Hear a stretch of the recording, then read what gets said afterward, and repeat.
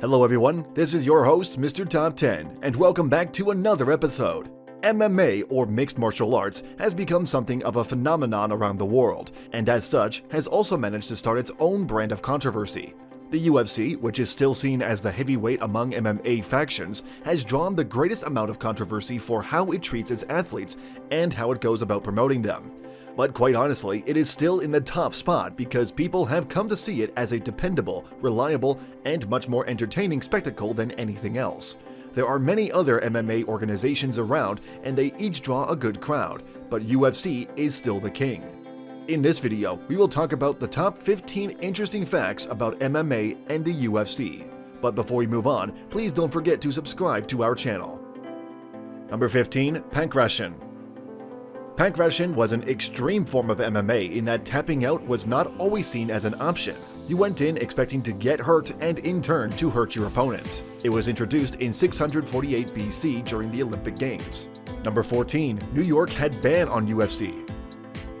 For years, New York had a ban on the UFC before finally lifting it in 2016. It was deemed that the UFC was simply too violent and was in many ways akin to cockfighting since it was quite bloody and didn't end until one contender was seriously hurt. I take it New Yorkers didn't think boxing was that violent. Number 13. First UFC event in USA. The first UFC event to be broadcasted on live US cable was UFC 37.5 with Victor Belfort and Chuck Liddell. When you factor in how many UFC events there are per year, this means that the UFC was put on live US cable not too long after its inception. Number 12. Who is Tito Ortiz? The real name of Tito Ortiz is Jacob Christopher Ortiz. Maybe he's a Jackson 5 fan. I kind of doubt it, but one thing is for certain, there are not a lot of fighters that were as despised as Ortiz at one point. Number 11. Abu Dhabi and UFC.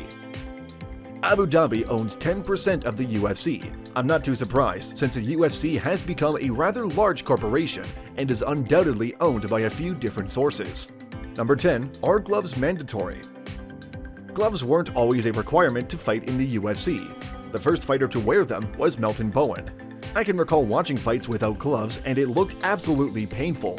Fighters would actually break their hands at times and still keep fighting. Number 9. Role as Jason Cousin. The iconic Octagon ring was created by Jason Cousin. According to Jason, the inspiration came from The Octagon, a 1980 film starring Chuck Norris. It's certainly become an iconic structure since its introduction into the MMA. Just looking at it makes me think that some fighters might think of how they got themselves into this mess. Number 8. Worth of UFC. In 2001, the UFC was purchased by Zuffa for $2 million. In 2016, it was resold for $4.2 billion.